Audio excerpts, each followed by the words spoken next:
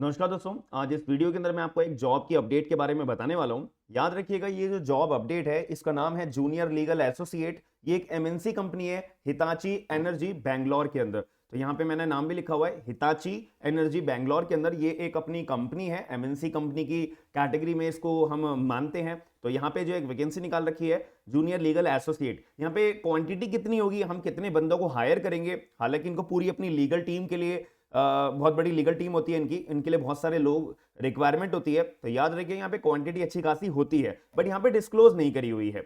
अब इसके अंदर मेरा जो मेजर प्ले होगा, मुझे काम क्या करना होगा ये पहले आपको इंपॉर्टेंटली समझना पड़ता है।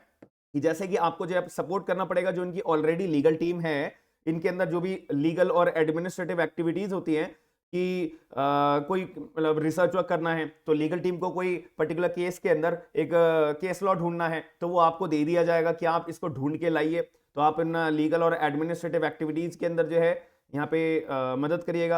अगर कोई यहाँ पे स्टैम्प पेपर की रिक्वायरमेंट होती है, उसमें प्रिंट करवाना होता है, टाइप करना होता है, ये सब हमारा एडमिनिस्ट्रेटिव फंक्शंस के अंदर आ जाता है। आपको जो है इनको असेस करना पड़ेगा कि जो भी ड्राफ्टिंग है, रिव्यू है, अमेंड करना है, कोई भी पर्टिकुलर डॉक्यूमेंट को, कॉन्ट्रैक्ट को, मेमोरेंडम को, नॉन डिस्क्लोजर एग्रीमेंट्स को, यहां पे जो है आपका बहुत बड़ा रोल प्ले होगा और आपको सीखने को बहुत मिलेगा। याद रखिएगा, अगर आपका यहाँ पे सिलेक्शन हो जाता है तो। और यहाँ पे सैलरी पैकेज भी बहुत अच्छा होता है, बट यहाँ पे एज पर द स्टैंडर्ड्स यहाँ पे लिखा हुआ है, यहाँ पे डिस्क्लोज नहीं करा हुआ, क्योंकि अपने आप में एक एमएनसी कंपनी है तो ये वेरी करता है experience to experience, interview to interview. और यहाँ पे आपको कितनी नॉलेज है उसके बेसिस पे भी यहाँ पे सैलरीज जो है फ्लक्चुएट होती रहती है। याद रखिएगा, तो इसीलिए यहाँ पे मान के चलिए कि आपकी कैपेबिलिटी कितनी है, आपका इंटरव्यू कैसा होगा, आपके पास स्किल्स कितनी है, नॉलेज कितनी है, ये सारी चीजें डिपेंड करती हैं। याद रखिएगा, और आपको जो है प्रिपरेशन जो है, इनका जो भी रिपोर्ट अपनी प्रिपेयर होती है उसको भी एसेस करने का आपको मौका मिलेगा। यहाँ पे जो है आपको जितनी भी opportunities, improvement, how to do, मतलब ये भी आपको एक कोकुलर एक्टिविटीज के तौर पे आपको यहाँ पे आपके अंदर जो अपग्रेडिंग स्किल्स है वो भी आपकी इंप्रूव होंगी। और ये सारा बेसिक काम है जो आपको काम करने का यहाँ पे मौका मिलता है कि डॉक्यूमेंट्स का मीडियल यहाँ पे जो है ड्राफ्टिंग का काम आपका होगा, रिव्यू का काम होगा, अमेंडिंग का काम होगा, क्योंकि एमएनसी है यार। एमएनसी के जो अपने पर्सनल एमओयूज बनते हैं अलग अलग कंपनीज के साथ में, अलग अलग ऑर्गेनाइजेशंस के साथ में, अलग अलग क्लाइंट्स के साथ में, अलग अलग कस्टमर्स के साथ में, तो मेजर काम तो वही होता है एमएनसी का। यहाँ पे आपको प्रॉपर लिटिगेशन करने को नहीं मिलती है। याद रखिएगा ये बात, कहीं आपके माइंडसेट में हो तो मैं एमएनसी में जा रहा हूं तो मैं जो है कंपनी के केसेस जो है अपीयर होने के लिए जाऊंगा, वो आपको एक स्टेज आती है एनसीएलटी के जब केसेस आपको डील करने को दिए जाते हैं, बट वो rarest of the rare case के अंदर होता है। ज्यादातर मुद्दे जो है हमारे मेडिएशन कंसिलेशन के थ्रू यहाँ पे निकल जाते हैं। आपका जब मुद्दा जब सॉल्व नहीं होता, जब आपको एनसीएलटी के अंदर अपीयर होने का मौका मिलता है। मेजर काम जो है आपका ड्राफ्टिंग का, लिखा पढ़ी का काम होता है अपना कंपनीज के अंदर as an advocate, as a junior legal associate अगर आप ज्वाइन होते हो। याद रखिएगा, मैं आपको क्लियर शब्दों में ये बात बोल रहा हूँ, प्रॉपर लिटिगेशन नहीं होती है। और अगर आपको प्रॉपर लिटिगेशन के लिए जाना है ना, तो आपको ये चीज फोकस रखनी है कि भाई मैं अपनी कोई लॉ फर्म ज्वाइन करूं, अच्छी खासी रेप्यूटेड लॉ फर्म ज्वाइन करूं। वहां पे आपको डेली बेसिस पे कोर्ट्स में अपीयर होने का मौका मिलेगा, कोर्ट्स के अंदर आर्गुमेंट्स करने का मौका मिलेगा, क्योंकि वहां पे केस का एक बंडल होता है।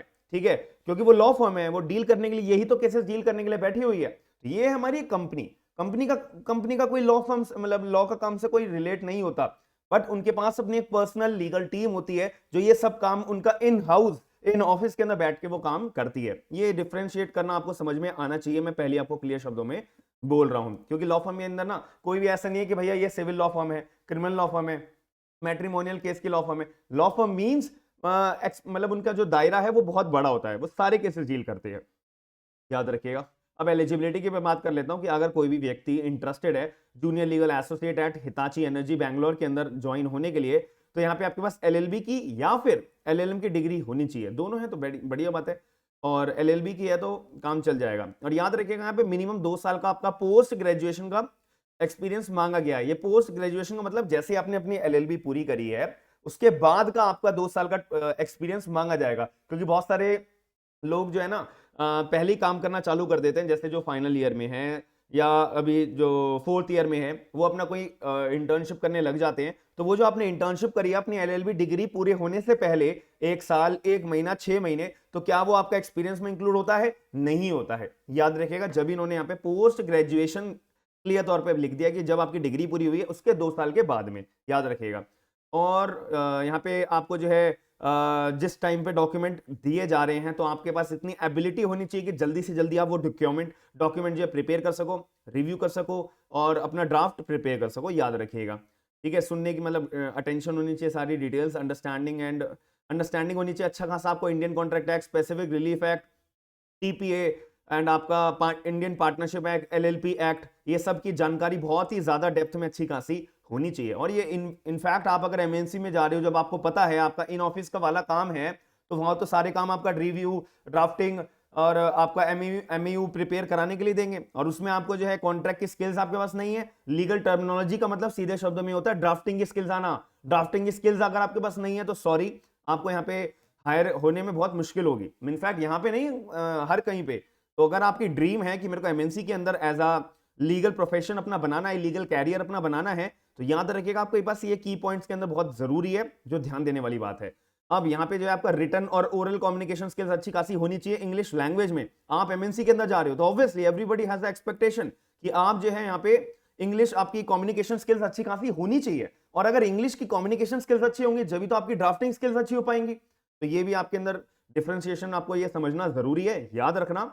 और एक वकील की ना अपना बात करने का लहजा और क्लाइंट्स के साथ में, कंपनीज के साथ में, कलीग्स के साथ में, वही उसका अपना बिहेवियर शो करता है कि हाउ आप कितने अच्छे एडवोकेट हो और क्या आपने अपनी लाइफ के अंदर सीखा है। और एक उसका राइटिंग वर्क, कम्युनिकेशन स्किल्स, एक तो ओरली और एक अपना राइटिंग के अंदर। जब भी बोलते नहीं है हर वकील साहब को राइटिंग पे ज्यादा भरोसा होता है, क्यों होता है जी? भाई उनकी स्किल्स ही यही है, वो अपना एक्सपर्टीज के साथ ही अपना उन्हीं जगह पे खेलते हैं, इसीलिए याद रखिएगा। अब यहाँ पे जो आपको अपना जो ये फॉर्मेट्स है, ये जो सॉफ्टवेयर हैं, ये अच्छे खासे चलाने आने चाहिए। और बेसिक बात ये आपकी रिक्वायरमेंट है एलिजिबिलिटी की। मेजर बात है आपको एलएलबी डिग्री और यहाँ पे मिनिमम 2 साल का एक्सपीरियंस। यहाँ पे एज लिमिट की बिल्कुल भी बात नहीं करी गई है, तो याद रखिएगा एज लिमिट का क्वेश्चन जिस बच्चे का भी आएगा तो याद रखना एज लिमिट यहाँ पे बार्ड नहीं है। याद रखना आपकी स्किल्स कैसी हैं उसके बेसिस पे आपको जज करा जाएगा, उसके बेसिस पे ही आपका इंटरव्यू लिया जाएगा, उसके बेसिस पे ही आपको सिलेक्शन किया जाएगा। अब मेजर बात आती है कि भाई मैं अप्लाई कैसे करूंगा, ये तो सब मैंने जानकारी जान ली है। देखो लिंक जो है मैं डिस्क्रिप्शन में उसके 2 लिंक दूंगा, एक तो नोटिफिकेशन का, दूसरा अप्लाई करने के लिए जो फॉर्म होगा उसका लिंक दूंगा। तो देखो अगर मैं अप्लाई नाउ पे वाले पे क्लिक करूंगा तो पहले जो है ना, हर कोई, ये वाली कंपनी नहीं है, बहुत सारी एमएनसीज के अंदर ना लीगल टीम के अंदर वैकेंसीज आती हैं, तो इनका ना अपना ही एक जॉब का पोर्टल होता है। तो इनका मतलब ये होता है कि पहले आप हमारी वेबसाइट पे आके एक अकाउंट प्रोफाइल बनाइए अपनी। एक प्रोफाइल बनाने के बाद जौन सी जॉब के लिए आप अप्लाई करना चाहते हो वो जॉब को क्लिक करो, अपना रिज्यूमे भेजो, और रिज्यूमे जो है वो स्क्रूटिनिटी के पास, ऑर्गेनाइजेशन के पास जाएगा।